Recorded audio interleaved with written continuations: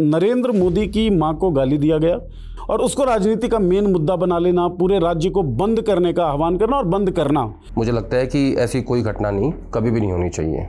लेकिन नेता प्रतिपक्ष राहुल गांधी की मां को कांग्रेस की विधवा कहना भी गलत है। तो क्या आपको लगता है कि मुझे गाली दे दी ये आखिरी हथियार है? प्रधानमंत्री जी का इस गाली को इशू बनाना और इधर कांग्रेस पार्टी की वोट अधिकार यात्रा, ये दोनों ही बहुत जल्दी हो रही हैं। हाइड्रोजन बॉम्ब लाने वाले हैं राहुल गांधी। हाइड्रोजन बम का मतलब है एच बॉम्ब, और एच बॉम्ब का जो तात्पर्य है वो है, कांग्रेस ने एक डाटा दिया है नरेंद्र मोदी और राहुल गांधी के सोशल मीडिया अकाउंट्स का, और ये बताया है कि राहुल गांधी जो तमाम सोशल मीडिया प्लेटफॉर्म्स हैं उन पे मोदी जी को पछाड़ चुके हैं। उन्होंने एक नैरेटिव बिल्ड किया कि इस देश की जो मेन स्ट्रीम मीडिया वो मेरे साथ नहीं है और मुझे आप लोगों की जरूरत है। आरजेडी के ऊपर से जंगल राज का ठप्पा अब तक मिट नहीं पाया। तो इस तरीके से सड़कों पे डांस करके क्या वो जो परसेप्शन है उसको बदल देना चाहते हैं तेजस्वी? जेंजी समझते हो? जेंजी जी, वो जेंजी है तेजस्वी नहीं, वो डांस एकदम से जज आते हैं और 10 मिनट के अंदर, बल्कि इतना भी समय नहीं लेते और कह देते हैं कि जितने भी लोग हैं, शर्जिल इमाम हों, खालिद सैफी हों, उमर खालिद हों, इन सब की जमानती याचिकाएं खारिज। मुझे लगता है कि ये आप उनको संविधान के उनके अधिकारों से वंचित रख रहे हो, जो कि ठीक नहीं है। मैं आपका मत जानना चाहता हूँ, क्या उमर खालिद, शर्जिल इमाम, खालिद सैफी, इन लोगों के खिलाफ जो भी कार्रवाई हो रही है वो इसलिए क्योंकि वो मुसलमान हैं? हाँ, मुझे लगता है कि ये कार्रवाई इसलिए हो रही है क्योंकि वो मुसलमान है। मोहन भागवत कहते हैं कि भाई देखो 75 पे ना तो मैं रिटायर होने वाला हूँ, ना ही मैं किसी को कहूँगा कि तुम रिटायर हो जाओ। जो भी आज की बीजेपी है वो because of prime minister Narendra Modi, एकमात्र ब्रांड है। लेकिन क्या आपको बिहार, यूपी, ये सब इलेक्शंस होने वाले हैं, बिहार अभी होने वाला है, 27 में यूपी होने वाला है, इसमें भी तो चेहरा टेस्ट हो ही जाएगा। उत्तर प्रदेश में बीजेपी चाहेगी कि निपटे बाबा।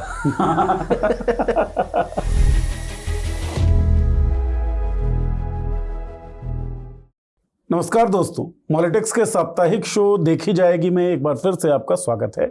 हमारे साथ बातचीत करने के लिए हमारे कंसल्टिंग एडिटर आदेश रावल जी हैं। आदेश जी, आपका स्वागत। Thank you Neeraj. और चर्चा करते हैं हम बहुत सारे विषयों पर। इस बार भी बहुत सारे विषय हैं, लेकिन सबसे बड़ा विषय है गाली। किसी ने प्रधानमंत्री के मां को गाली दी और ये बहुत बड़ा राजनीतिक मुद्दा बन गया। गाली देना ठीक बात तो है नहीं, क्यों दी जाती है बार बार, और क्यों ये राजनीति का सबसे बड़ा मुद्दा बन जाता है? चर्चा में शामिल यह भी होगा कि सोशल मीडिया पर रैंकिंग क्या चल रही है, क्योंकि कांग्रेस ये क्लेम कर रही है कि राहुल गांधी ने सबको पछाड़ दिया। तो क्या सोशल मीडिया पे पछाड़ देना सब चीज़ों में पछाड़ देने के बराबर माना जाएगा? मोहन भागवत के बयान की भी चर्चा होगी और चर्चा कुछ अन्य विषयों पर भी होगी। आप देखते रहिए ये शो और देखने के बाद हमें ज़रूर बताइएगा कि किस विषय पे चर्चा आपको ज़्यादा ठीक लगी, किस विषय पे थोड़ा सा कन्फ्यूज़न रह गया है। और जो कन्फ्यूज़न रह जाए वो हमसे पूछ लीजिएगा कमेंट बॉक्स में कमेंट लिखकर। आदेश जी, बातचीत करते हैं शुरू। और हमने कहा कि गाली से शुरू करेंगे, तो हम गाली देने वेने वाले तो हैं नहीं। एक मुझे घटना याद आती है, किसी पत्रकार का मैं लेख पढ़ रहा था और ताऊ देवीलाल के हवाले से कहा गया कि भाई गाली दी नहीं जाती, गाली ली जाती है। और आप हरियाणा से हैं, ताऊ देवीलाल की राजनीति को समझते ही होंगे। तो भाई साहब, ये गाली दी जाती है कि ली जाती है, एक तो ये समझाइए। दूसरा, नरेंद्र मोदी की मां को गाली दिया गया। कांग्रेस का ये कहना है कि भाई बीजेपी का ही व्यक्ति था, वो कांग्रेस का आदमी नहीं था, और उसको राजनीति का मेन मुद्दा बना लेना, पूरे राज्य को बंद करने का आह्वान करना और बंद करना उस मुद्दे पर। क्या देख रहे हैं? विचलन है, टेंशन है, चिंता है, या कोई सीरियस गंभीर मुद्दा है मोदी की मां को गाली देना? देखिए, मुझे लगता है कि मैं इसकी शुरुआत हरियाणा से करना चाहता हूँ। ताऊ देवीलाल की बात की आपने, चौधरी देवीलाल कहते हैं उनको हरियाणा में, और हरियाणा की राजनीति में बहुत बड़े उनका कद था। वो कहानी शुरू होती है अरुण शौरी से। अरुण शौरी इंडियन एक्सप्रेस के संपादक होते थे और उन्होंने कोई स्टोरी उनके ऊपर की थी, और जिसके बदले में जब उनकी मुलाकात संसद के, मुझे लगता है कि संसद के अंदर कैंटीन में शायद हुई थी, उनसे बातचीत हुई, तो उस दौरान उस स्टोरी का रिएक्शन देते हुए चौधरी साहब ने कहा तो उनको बहन की गाली दी थी। और अरुण शौरी ने भी अगले दिन उसको रोमन में एज इट इज अखबार में लिख दिया, अखबार में छाप दिया। और ऐसा कहते हैं पुराने, बहुत पुरानी बात है, अब उन तो पैदा भी नहीं हुए थे, ऐसा कहते हैं पुराने लोग कि अगले दिन सेंट्रल हॉल में खाना खाते हुए उसी अखबार से, खाना खाने के बाद हाथों पे दाल लगी हुई थी, हाथ पहुँच कर अखबार उनकी तरफ फेंक दिया था ताऊ देवीलाल ने। पुराने पॉलिटिशियन ऐसे होते थे। अब आपने कहा कि प्रधानमंत्री जी की माँ को गाली दी गई, बहुत गलत है। देश के प्रधानमंत्री हैं, जनता ने चुना है, उनकी माँ इस संसार में नहीं है अभी, तो मुझे लगता है कि ऐसी कोई घटना नहीं, कभी भी नहीं होनी चाहिए। लेकिन मैं इसमें दो बातें और कहना चाहता हूँ। पहली बात तो ये कि राजनीतिक लोगों को जनता अमूमन किसी भी पार्टी के हों बंद कमरों में गाली देती रहती है, ठीक है। अब इस बात का मुद्दा बनाया गया और खुद प्रधानमंत्री जी ने कार्यक्रम में कहा कि मेरी माँ को गाली दी गई, और उस गाली को 5 दिन के बाद, अब पहले सवाल उठता है गाली दी किसने थी। राहुल गांधी की जो वोट अधिकार यात्रा चल रही थी उसमें एक मंच पे, जबकि मंच पे राहुल गांधी, तेजस्वी यादव और मुकेश सहनी और भट्टाचार्य जी, कोई भी नहीं था। अलाइज या मेन जो नेता थे कोई भी नहीं था उस मंच के ऊपर, और उस पे कोई छोटा कार्यकर्ता गांव का वो जाता है और वो मंच तक पहुंच जाता है और वो अपशब्दों का इस्तेमाल करता है। कांग्रेस का ये भी कहना है कि वो जो कार्यकर्ता वो भी बीजेपी से जुड़ा हुआ है। नहीं, मैं इस पर जाना नहीं चाहता। ठीक, वो किसी का भी है, कांग्रेस का है, बीजेपी का है, हर व्यक्ति क्या करता है। आपका सजा हुआ मंच है, उसमें मंच पे तो इस मंच पे कोई नेता मौजूद नहीं था, वो लड़का वहां पहुंचता है और वो गाली दे देता है, वो इशू बनना शुरू हो जाता है। लेकिन जब प्रधानमंत्री जी देश लौटते हैं एससीओ की मीटिंग के बाद, तो वो एक एड्रेस करते हुए लोगों को कहते हैं कि मेरी माँ को गाली दी गई और इसको बिहार जो है वो माफ नहीं करेगा। उस दिन वो माँ की जो गाली का मुद्दा था वो राजनीतिक रूप धारण कर लेता है। अभी तक की पटकथा ये थी। अब मैं ये कहता हूँ, प्रधानमंत्री जी की माँ को या खुद प्रधानमंत्री जी को गाली देना बिल्कुल गलत है। एक जनता के द्वारा चुने हुए तीसरी बार के प्रधानमंत्री हैं। लेकिन नेता प्रतिपक्ष राहुल गांधी की माँ को कांग्रेस की विधवा कहना भी गलत है। शशि थरूर की पत्नी सुनंदा जी को 50 करोड़ की गर्लफ्रेंड कहना भी गलत है। किसी दूसरी महिला को या दूसरी माँ को ये कहना भी गलत है कि वो जर्सी गाय हैं। कांग्रेस पार्टी के प्रवक्ता सुरेंद्र राजपूत की माँ को ये कहना भी गलत है कि वो, और मैं इस शब्द को इस्तेमाल करने के बाद माफी चाहता हूं, लेकिन इसका इस्तेमाल करना इसलिए जरूरी है कि उनके कानों तक पहुंचे जिनके जुबान से ये शब्द निकले। ठीक है।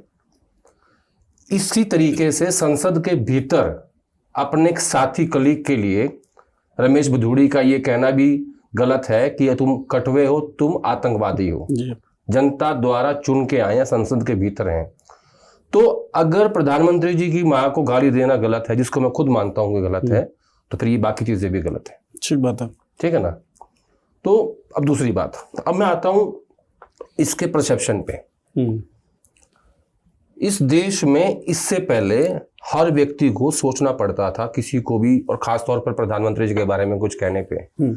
आपने जब ये कहा कि हम बिहार बंद करते हैं, और वहाँ के जो अध्यक्ष हैं जायसवाल जी, वो रो पड़े और कहा कि मैं भी माँ हूँ टाइप करके जो कैंपेन चला पूरा, आपने इसको ना एक आम बात बना दी। ठीक बात है। ठीक है। मेरा मानना है कि जो अभी तक नहीं सोच रहा था इस बारे में, वो भी ये सोच सकता है कि नहीं, हम प्रधानमंत्री जी को गाली दे सकते हैं इस देश में। ठीक है, ये मेरी व्यक्तिगत राय है। एक जो और प्रधानमंत्री का है, प्रधानमंत्री का जो इकबाल है ना, जो भी इसके पीछे स्ट्रेटेजिस्ट था पीएमओ के अंदर, मुझे नहीं पता वो कौन था। आप उनको फायर करने वाले थे पिछले एपिसोड में। नहीं, हो सकता वो ना हो, और भी देखो, और भी हो, जो भी कम्युनिकेशन को प्लान कर रहे हैं। पीएमओ में एक व्यक्ति नहीं होता है। हाँ, जी, अलग अलग काम के लिए अलग व्यक्ति होते हैं। तो जो भी कम्युनिकेशन को प्लान कर रहा है, जिसने भी स्ट्रेटेजी को प्लान किया कि प्रधानमंत्री की माँ को गाली देने के मुद्दे को हम राजनीतिक रूप देंगे, वो मुझे लगता है स्ट्रेटेजी के रूप में गलत किया। इससे प्रधानमंत्री जी के इकबाल में कमी आती है कि आप अगर इसको एक साधारण बात बना देंगे कि उनको कोई भी गाली दे सकता है, जो अभी तक एक लड़के ने दी, ठीक है, माइक के ऊपर। बंद कमरों में क्या आता है उस पर जाना नहीं चाहता हूँ। वो तो राजनेताओं को, किसी पार्टी का भी हो, गालियां पड़ती ही हैं। हर तीसरे बंदे को दूसरा बंदा उसके एब्सेंस में गालियां सी बात है। बिहार में तो आम सी बात है, हरियाणा में भी आम सी बात है, मैं वो नहीं कहना चाहता, हमारे यहाँ भी आम सी बात है। और तो जिसने भी रणनीति बनाई, बहुत ही खराब रणनीति थी। इससे सीधा फर्क आएगा प्रधानमंत्री जी के इकबाल पे। अच्छा जी, मैं एक चीज़ इसमें ऐड ऑन करना चाहता हूँ और आप मुझे करेक्ट करें अगर मैं गलत हूँ। भाषाई शुचिता की आपने बात की कि जर्सी गाय कहना या 50 करोड़ की गर्लफ्रेंड कहना या कांग्रेस की विधवा कहना उतना ही गलत है जितना नरेंद्र मोदी की माँ को गाली देना। किसी की भी माँ को, किसी को भी गाली देना तो गलत है। माँ तो माँ होती है और हर किसी की अपनी वो है ना, आइडेंटिटी है। आप गाली क्यों दे सकते हैं? गाली देने की बात ही पैदा नहीं होनी चाहिए। भाषाई शुचिता का मामला है। थोड़ा सा पॉलिटिकली इसको अगर डिकोड करें हम, बिहार इलेक्शंस अभी आने वाले हैं, पहलगाम में आतंकी हमला होता है, ट्वीट आता है धर्म पूछा जाति नहीं, भारतीय जनता पार्टी का ऑफिशियल अकाउंट हैंडल से। उसका बाद SIR स्पेशल इंटेंसिव रिवीजन जो था वो किया जाता है, वोट काटने की कवायद होती है। विपक्षी आरोप लगाता है कि भाई जो विपक्ष को वोट दे सकता है उन समुदायों के वोट जो हैं वो काटे जा रहे हैं। वो भी बहुत ज़्यादा फ्रूटफुल नहीं दिख रहा होता है बीजेपी के पक्ष में, क्योंकि माहौल विपक्ष के पक्ष में बनता हुआ दिख रहा है। कास्ट सेंसस की बात विपक्ष लगातार उठा रहा होता है और अंततः सरकार उस पर हामी भर देती है, हम कास्ट सेंसस करवाएंगे। सो सरकार हर मोर्चे पे वो काम कर रही है जिससे वो चाहे कि बिहार में उनके लिए कुछ पॉजिटिव माहौल बन सके। वो बनता हुआ नहीं दिख रहा है। तो क्या आपको लगता है कि मुझे गाली दे दी ये आखिरी हथियार है? क्योंकि इससे पहले भी इस तरह का कैंपेन हो चुका है। मणिशंकर अय्यर की मुझे याद है, मैं दिलाना चाहूंगा 2017 की बात है जी। गुजरात चुनाव चल रहा था और उन्होंने एक नीच शब्द का इस्तेमाल किया था, जिसके बाद कांग्रेस पार्टी ने मणिशंकर अय्यर को पार्टी से निलंबित कर दिया था। और ये सीधा ऑर्डर राहुल गांधी की तरफ से आया था कि हम ये बर्दाश्त नहीं कर सकते। और उस चुनाव में कांग्रेस पार्टी ने बहुत अच्छा प्रदर्शन किया था, 70 से ऊपर सीट आई थी, बहुत नजदीक जाके कांग्रेस पार्टी हारी थी।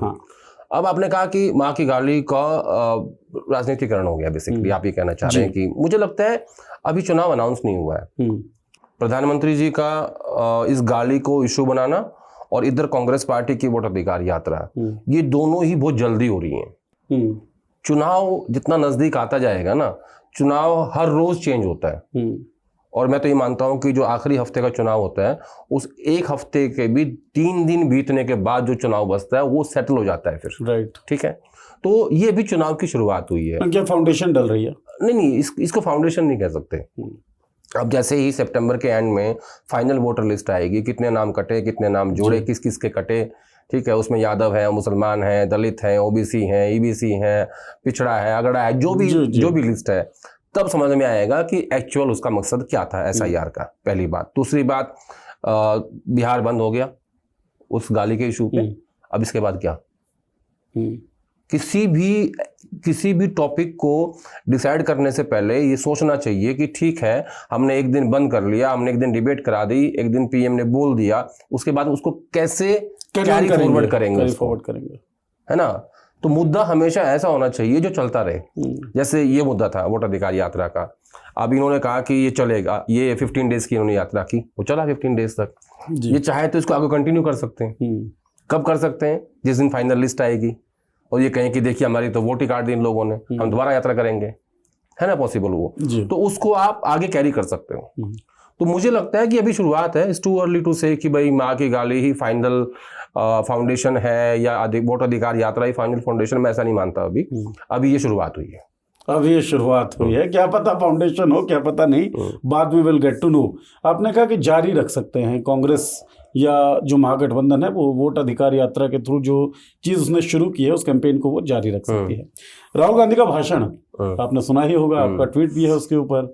हाइड्रोजन बॉम्ब लाने वाले हैं राहुल गांधी। एटम बॉम्ब उन्होंने फेंका था, कहते हैं कि हाइड्रोजन बॉम्ब जो है वो ज्यादा ताकतवर, ज्यादा प्रभावी होगा।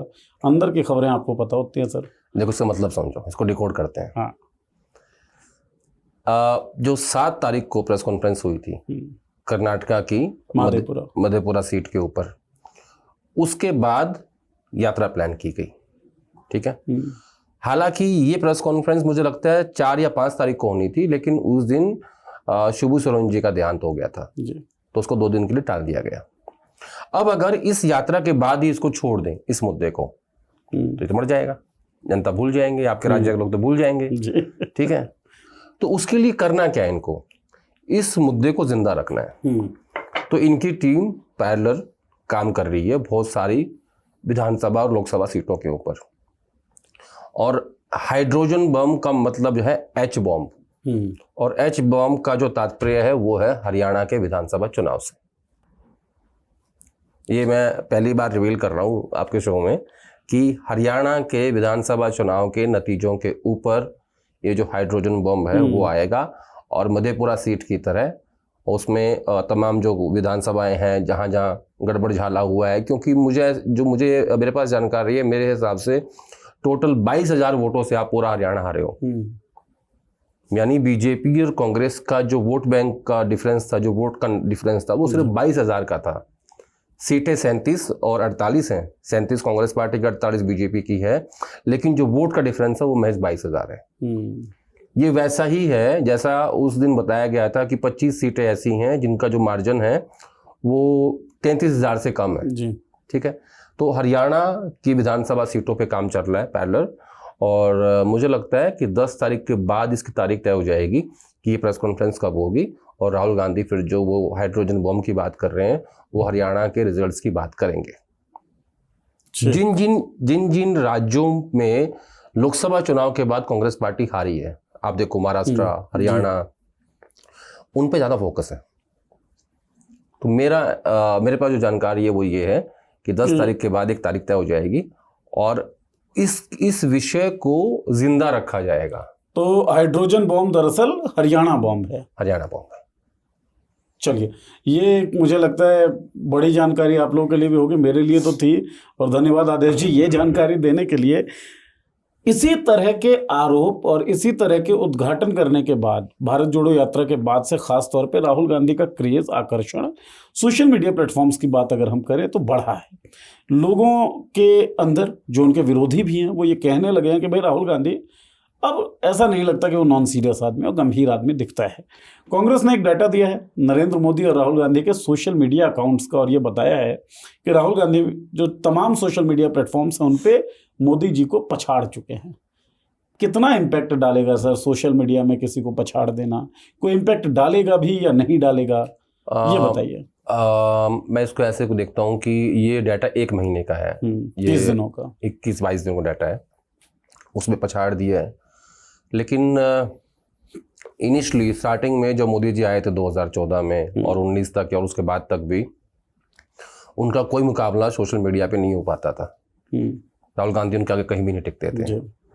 आहिस्ता आहिस्ता कांग्रेस पार्टी ने, राहुल गांधी ने, उनकी टीम ने उस पर काम करना शुरू किया, और एक समय ऐसा आया 2024 के चुनाव से लगभग 2 साल पहले जब 2022 में भारत जोड़ो यात्रा स्टार्ट हुई, तो Rahul Gandhi main stream media से पूरी तरीके से खफा हो चुके थे, और उन्होंने अपनी भारत जोड़ो यात्रा में एक भी मेन स्ट्रीम चैनल या अखबार को इंटरव्यू नहीं दिया।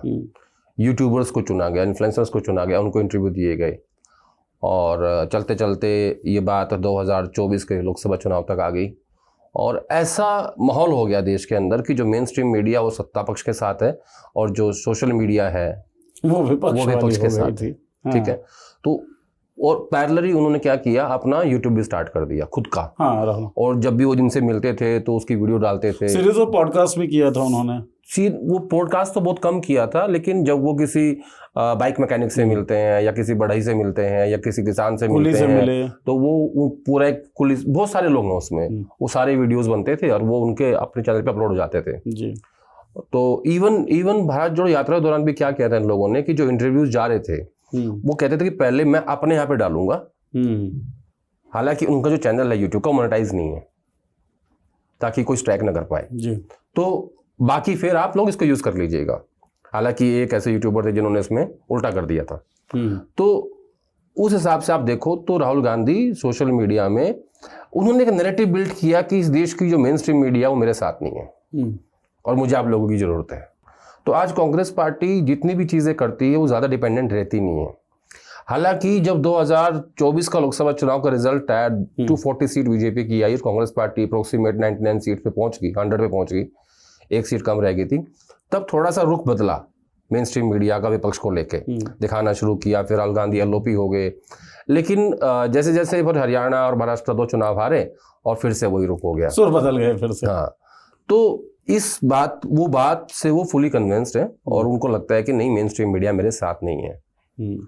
तो इसलिए उनकी टीम का ज्यादा फोकस जो है वो सोशल मीडिया प्लेटफॉर्म्स के ऊपर है, इन्फ्लुएंसर्स के ऊपर है। तो इम्पैक्ट क्या है सर इसका, पॉलिटिकल इम्पैक्ट? देखिए, मैं आपको एक वो देता हूँ, ठीक है, उसमें मैं तो इतना एक्सपर्ट नहीं हूँ। अभी मैं एक इंटरव्यू सुन रहा था, स्मिता प्रकाश जी जो ANI की एडिटर इन चीफ है, और कलीपुरी, हाँ, और कलीपुरी जो कि आज तक की प्रोप्राइटर हैं, उनका इंटरव्यू सुना मैंने, तो उसमें एक इंटरेस्टिंग चीज़ थी। कलीपुरी ने कहा कि जो अगला चुनाव होगा ना, वो 2029 का, वो चुनाव इन्फ्लुएंसर्स का होगा।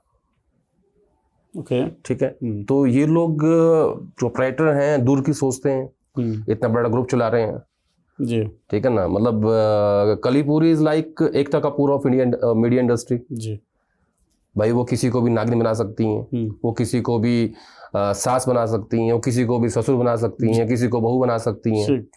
मतलब जिसपे, क्योंकि आज तक ब्रांड इतना बड़ा है ना भाई। मैं हमेशा कहता हूँ, हालांकि मैंने पहली बार मैं कैमरे के सामने बोल रहा हूँ कि ब्रांड बहुत बड़ी चीज़ होती है। ठीक बात है।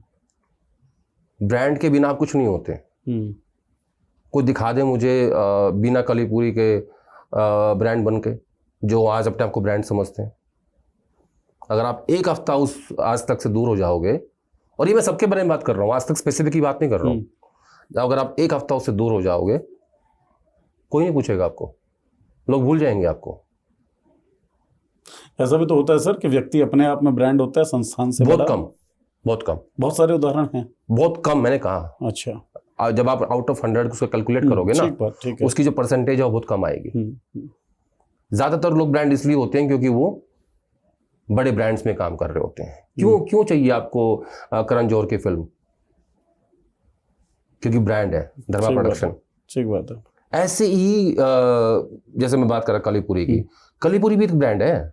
वो ब्रांड बनाती ही है। वो इतनी बड़ी प्रोप्राइटर है, इतने बड़े ग्रुप की मालकिन बन के हैं कि उनको पता है पिछले कुछ महीनों में बड़े सेटबैक लगे उनकी कंपनी को, एक बड़ा चेहरा छोड़ के चला गया।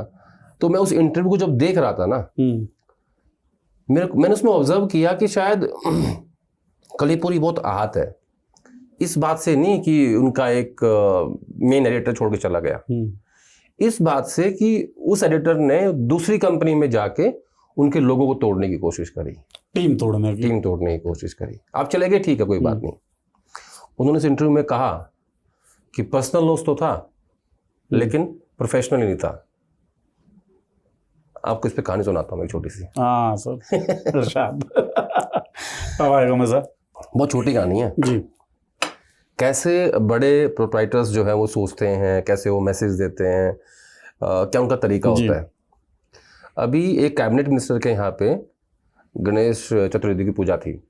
उस दिन वहाँ मोहन भागवत जी भी आए थे, गणेश चतुर्थी के। तो कलीपुरी के साथ एक दो लोग और थे, वो घुस रही थी और उधर से एक संपादक जो उनको छोड़ के जा चुके हैं, अच्छा, वो अपनी पत्नी के साथ आ रहे थे। तो उन्होंने उनकी पत्नी को अच्छे से गले मिली, उनकी तरफ देखा भी नहीं। बस बाकी बाकी आप समझदार। Moral of the story sir, ये तो बताना होगा।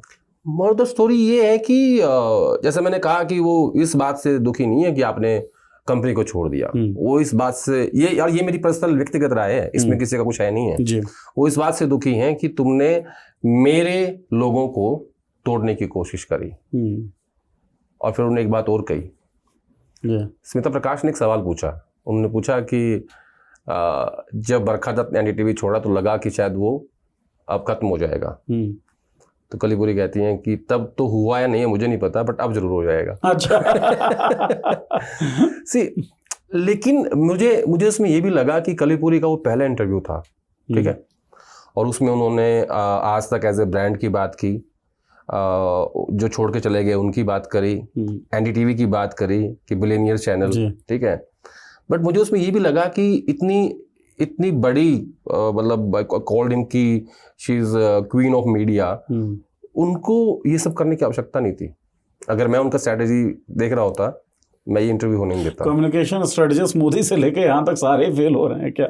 नहीं, क्यों बताऊं क्यों? हाँ, ये बताइए। क्योंकि आप इतने बड़े ब्रांड के मालिक हो, इंडिया टुडे भी बड़ा ब्रांड है, आज तक भी बड़ा ब्रांड है, और उसके बाद आप एक पॉडकास्ट पे जाएं तो आपको उस हिस्से के बारे में कि कौन आपको छोड़ के गया, किसने आपके लोगों को तोड़ने की कोशिश करी, और वो चैनल कौन सा है और वो किसका है, इसको हटा के बाकी सब बातें करनी चाहिए थी। आप दरअसल उसको अपने समकक्ष खड़ा कर रहे हैं, आप अपनी वैल्यू डिग्रेड कर रहे हैं।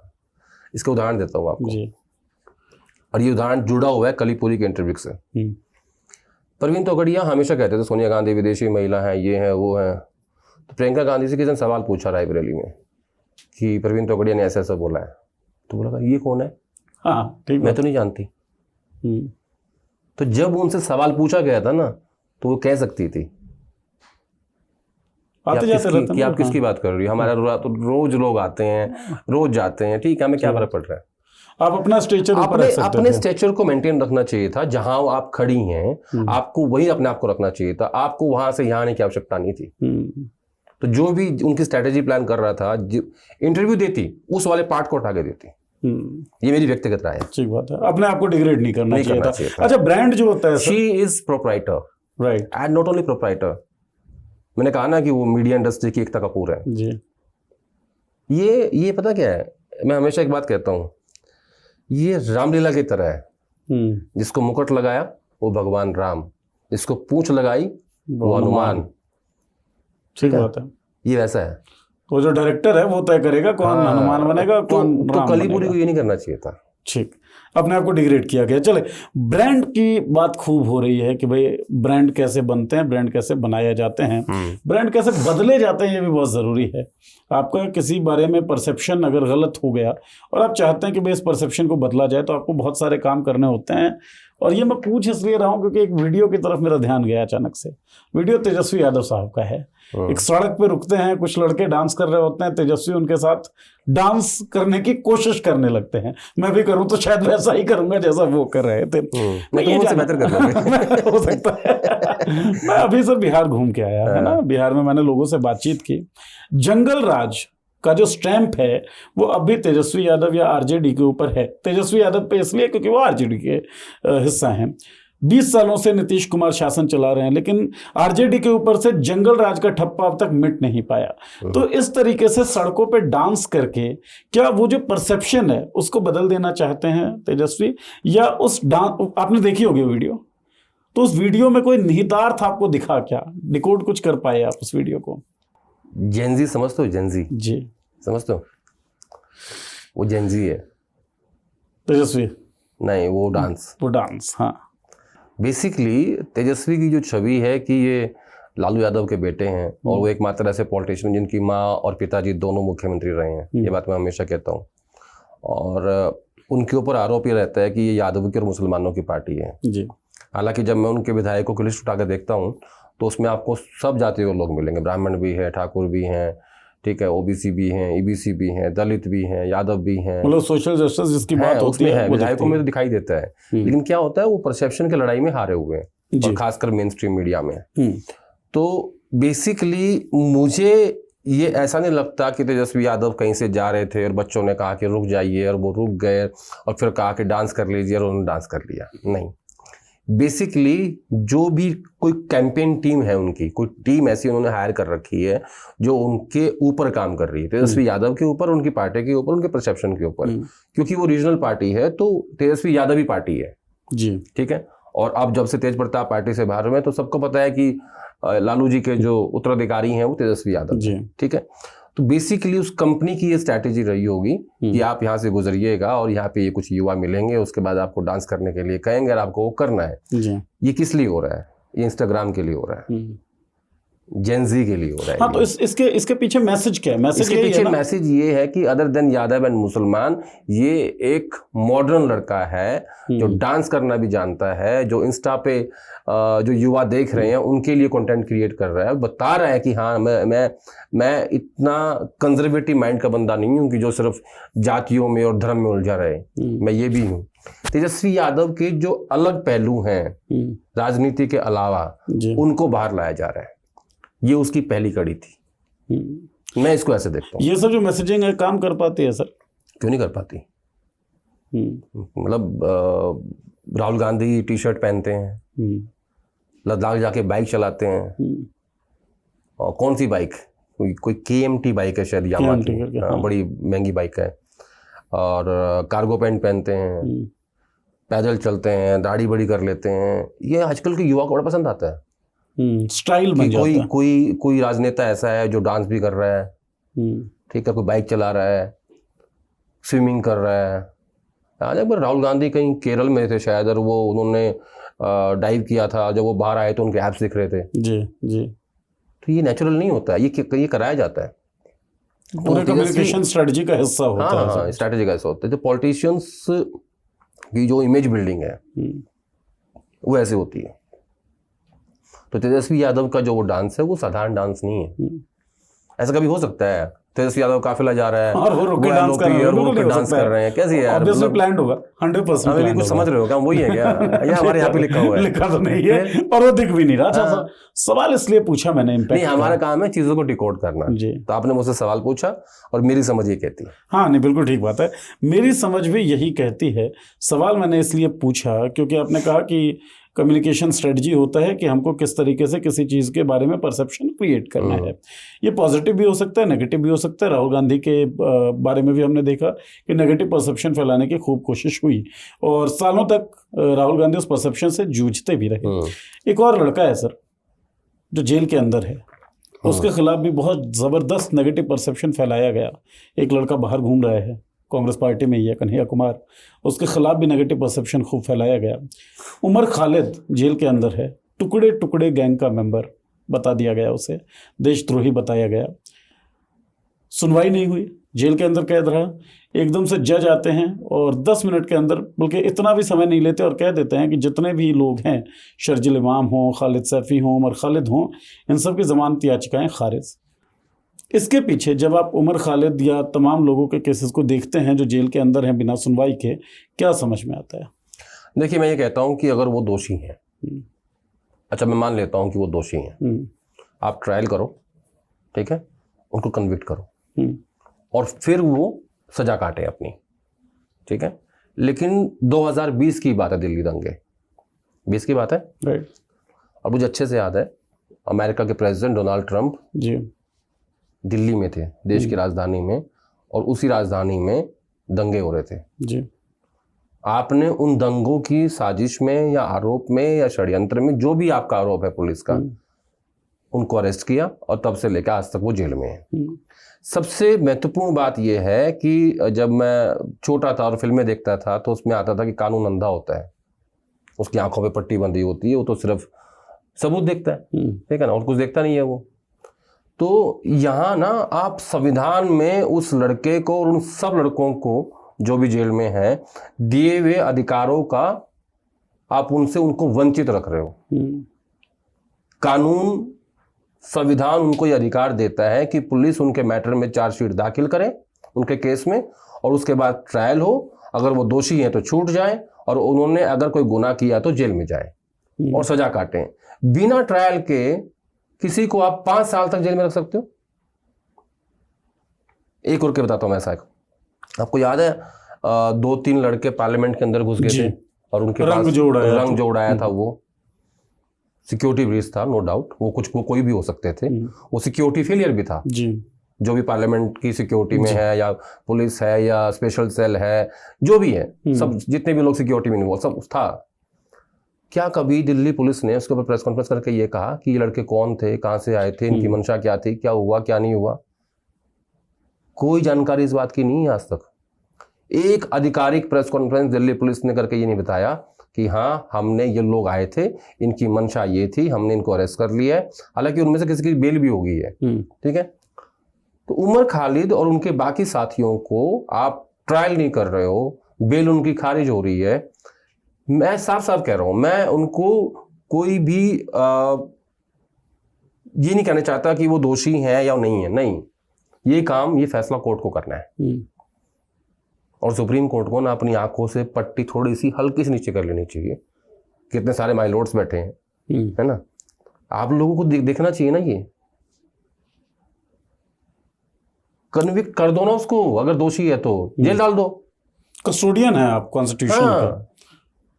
इस देश के लोगों को भरोसा है आपके सुप्रीम कोर्ट के ऊपर कि अगर मुझे इंसाफ नहीं मिलेगा, सुप्रीम कोर्ट बैठा, मैं वहां जाऊंगा। एक आम आदमी क्या सोचता है पता है, कि मेरे साथ गलत कर दिया पुलिस ने, मैं सेशन कोर्ट जाऊंगा, मैं हाई कोर्ट जाऊंगा, मैं सुप्रीम कोर्ट जाऊंगा। वो क्या है, वो एक उम्मीद है, वो एक भरोसा है। तो आप उसको चार्जशीट करके ट्रायल कराइए, जो भी आपको लगे कि हाँ ये दोषी है, आप उसको जेल डाल दीजिए, चाहे 10 साल के लिए डाल दीजिए, वो काम कोर्ट का है। लेकिन बिना ट्रायल के आप किसी को जेल में रख रहे हो 5 साल तक, और वो भी जवान लड़के हैं सारे, सब पढ़े लिखे लोग हैं। मुझे लगता है कि ये आप उनको संविधान के उनके अधिकारों से वंचित रख रहे हो, जो कि ठीक नहीं है। हो सकता है मैं विषयांतर आपको लगूं, और हो सकता है आपको लगे कि मैं ड्रैग कर रहा हूं इस विषय को। मैं आपका मत जानना चाहता हूं, क्या उमर खालिद, शर्जील इमाम, खालिद सैफी, इन लोगों के खिलाफ जो भी कार्रवाई हो रही है वो इसलिए क्योंकि वो मुसलमान हैं? आपको क्या लगता है? बहुत सारे लोगों ने इस पर अपना टेक रखा है, बहुत सारे लोगों को मानना है। मैं इस पे कहानी नहीं सुनाऊंगा। हाँ, मुझे लगता है कि ये कार्रवाई इसलिए हो रही है क्योंकि वो मुसलमान है। मेरे इस पे कोई कहानी नहीं है। इसीलिए वो लोग जेल में हैं कि ताकि वो एक जो एंटी मुसलमान सेंटीमेंट इस देश में इस वक्त चल रहा है, जो एक जहर है इस देश के युवाओं के अंदर, इस देश के पढ़े लिखे लोगों के अंदर, कि ये तो कुछ टाइम के बाद ये देश मुसलमानों का हो जाएगा, ये हिंदू राष्ट्र कैसे बनेगा, ये जो बीज बो रखे हैं ना, जो उग के बाहर निकल रहे हैं, पौधे बन रहे हैं। और ये कहते हैं मुझे कोई हर्ज नहीं है कि ये लड़के इसलिए जेल में हैं क्योंकि मुसलमान है। ठीक, आखिरी सवाल पे आते हैं सर चर्चा के। आरएसएस सर संचालक मोहन भागवत जी, उनका एक बयान आता है। मोहन भागवत कहते हैं कि भाई देखो 75 पे ना तो मैं रिटायर होने वाला हूँ, ना ही मैं किसी को कहूंगा कि तुम रिटायर हो जाओ। काफी चर्चा हम भी कर चुके। सुब्रमण्यम स्वामी जो है बीजेपी के बड़े नेता, उन्होंने भी कहा कि भाई सितंबर में मोदी जी जाने वाले हैं क्योंकि 75 उनकी आने वाली है। क्या लग रहा है इस बयान के आसपास, क्या देख रहे हैं? क्या मोहन भागवत ढूंढ नहीं पाए कि भैया मोदी के बाद कोई है ही नहीं, किसको लेके आए तो भैया यही बना रहे तो ठीक रहेगा? क्या है इस बयान को डिकोड तो किया ही होगा आपने। मैंने आपके लास्ट शो में एक बात कही थी जी कि लोग सरपंच का पद नहीं छोड़ते। अरे वाह, हाँ। है कहा था ना। और तुम कह रहे हो कि प्रधानमंत्री का पद कोई छोड़ देगा, और इधर संघ प्रमुख का पद कोई छोड़ देगा, है ना। अब तुमने कहा कि क्या कोई मिल नहीं पाया, कोई है भी नहीं। जो भी आज की बीजेपी है वो because of prime minister Narendra Modi. एकमात्र ब्रांड है। गब्बर सिंह फिल्म देखी अक्षय कुमार की, गब्बर इज बैक। एकदम ब्रांड मैं हूं। हाँ, तो ब्रांड मोदी है। जो बीजेपी का टोटल वोट बैंक है ना आज के डेट में, वो बिकॉज ऑफ मोदी है। मोदी गए सब कुछ दर का। हाँ, ताश के पत्तों की तरह बिखर जाएगी बीजेपी। और ये जो डिसिप्लिन पार्टी के अंदर है ना, जो डर के कारण है, यही नहीं रहेगा। योगी कहेंगे मैं बनूंगा, अमित शाह कहेंगे मैं बनूंगा, देवेंद्र फडणवीस कहेंगे मुझ में क्या कमी है, संघ कहेगा हम बनाएंगे, जोशी जी भी कहेंगे। दूसरी बात क्या है, ये लड़ाई अभी की नहीं है, ये लड़ाई 2029 की है। 29 में किसका चेहरा होगा? हाँ, नहीं, मुझे लगता नहीं कि ये लोग किसी और का चेहरा ला पाएंगे। उसका कारण है 24 के चुनाव में मोदी जी के चेहरे पे 240 सीट आई हैं जी, ठीक है। तो अब उनके चेहरे पे ही आपको चुनाव लड़ना पड़ेगा 2029 का, और वो रिजल्ट बताएगा कि ये चेहरा अभी काम कर रहा है या नहीं कर रहा है। ब्रांड वैल्यू कितनी बची है, क्या पता 240 के 260 हो जाए, 300 हो जाए, क्या पता 150 हो जाए। लेकिन इस चेहरे का जो टेस्ट होगा ना, वो तो 4 साल बाद होगा। लेकिन क्या आपको बिहार, यूपी, ये सब इलेक्शंस होने वाले हैं, बिहार अभी होने वाला है, 27 में यूपी होने वाला है, इसमें भी तो चेहरा टेस्ट हो ही जाएगा, क्योंकि भाई जब भी चुनाव लड़ता है चेहरा तो मोदी ही है। नहीं, जिसको ऐसे मत देखो। लोकसभा चुनाव is a different thing and state elections are different thing. Victories होती है सर जब बीजेपी। मुझे तो ऐसा लगता है, जो आप कह रहे हो कि बिहार, यूपी, ठीक है, बिहार में कोई डायरेक्ट स्टेक तो बीजेपी का है नहीं, नीतीश कुमार फिलहाल है। उत्तर प्रदेश तो बीजेपी चाहेगी कि निपटे बाबा।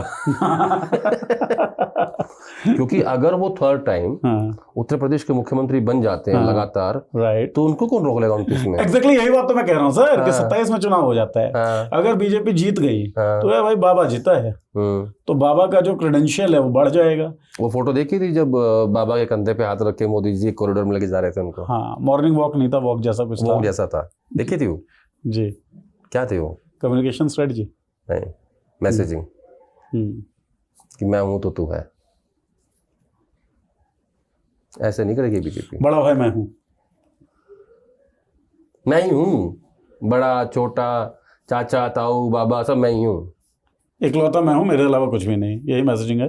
तो अभी मोहन भागवत का जो बयान है ये मतलब बड़ा स्वाभाविक सा बयान है। मुझे इसमें एक और चीज लगती है, हाँ शायद इनकी सहमति बन गई है राष्ट्रीय अध्यक्ष के ऊपर, अच्छा, इसलिए उन्होंने ना खाऊंगा ना खाने दूंगा ना होऊंगा ना होने दूंगा ये मेरी समझ कहती है ठीक। कि शायद सहमति बन गई और जल्दी से का अनाउंसमेंट हो जाएगी और इसीलिए संघ ने जो है वो हल्का सा अपने आप को, हालांकि उनका स्टेटमेंट था भागवत जी का कि इसके बाद 75 के बाद किसी को मौका देना चाहिए, ऐसा स्टेटमेंट था। तो उन्होंने कहा नहीं, मैंने स्टेटमेंट दिया ही नहीं, मुकर गए अपनी बात से। और जितने लोग वहां बैठे किसने काउंटर सवाल पूछा नहीं, कैसे पूछ सकते हैं? काउंटर का तो आजकल सर है, माहौल इंडिया सर है। तो इसमें दो चीजें मुझे लगती हैं जो मैंने बताई आपको। एक तो सहमति बन सकती है राष्ट्रीय अध्यक्ष के ऊपर, और दूसरा जो मैंने आपको पूरी कहानी सुना दी है कि मोदी जी जो है वही सर्वे सर्वा है। तो इन दोनों में से क्या असलियत है ये तो वक्त बताएगा कि सहमति बन चुकी है या कौन सर्वे सर्वा है। एक बात तय है कि जो सर्वे सर्वा हैं फिलहाल बीजेपी के, उनकी हालत थोड़ी सी तो नाजुक है, इसीलिए बड़ा डिफेंसिव खेलना पड़ रहा है। जबकि डिफेंसिव खेलते हुए हमने नरेंद्र मोदी को बड़ा कम देखा है। 2024 उसका कारण है, भारत जोड़ो यात्रा उसका कारण है, कास्ट सेंसस की मांग उसका कारण है, या वोटर अधिकार यात्रा उसका कारण है। ये सब भी वक्त ही बताएगा और आप बताएंगे, क्योंकि हमने तो बता दिया हमें क्या लगता है। अब आपको क्या लगता है वो अपने कमेंट बॉक्स में लिख दीजिए, और कमेंट्स आपकी देखे जाएंगे और उन कमेंट्स पे चर्चा की जाएगी। आपको देखी जाएगा ये एपिसोड कैसा लगा हमें ज़रूर बताइए। आदेश जी आपका बहुत बहुत धन्यवाद, बहुत बहुत शुक्रिया बात करने के लिए, शुक्रिया देखने के लिए। बताइए कमेंट करके अपनी राय, विचार, सुझाव या कोई सवाल हो तो वो भी पूछ लीजिए। शुक्रिया।